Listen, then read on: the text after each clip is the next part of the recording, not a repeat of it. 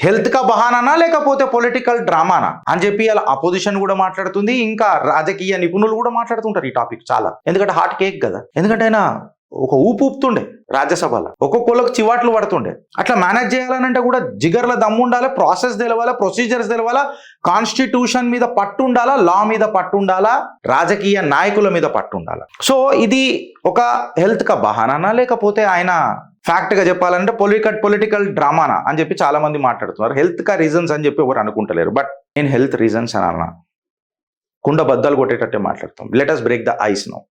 నేను health conditions ఎందుకు అన్నానంటే 3 hour policy work shop ఆయన అప్పుడే తీసుకున్నాడు.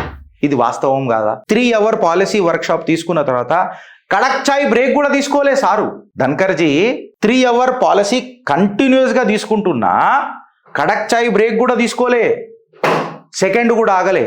మార్చిలో ఆయనకు బైపాస్ సర్జరీ కూడా అయింది వైద్యవే, అయినా 3 గంటల పాటు పాలసీ నడిపిండు. So there are no health reasons actually. But అసలు ఏంది, అసలు ఏం జరిగింది మళ్ళా అంటే, ఇప్పుడు నేను జరసేపు అర్నబ్ గోస్వామి లెక్క మాట్లాడాలని అంటే, నాకు ఇష్టమైన వ్యక్తి అర్నబ్ గోస్వామి లెక్క. The nation wants to know అడుగుతుంది తెలంగాణ. మనం తెలంగాణ తెలుగు రాష్ట్రాలలో ఉన్నాం కాబట్టి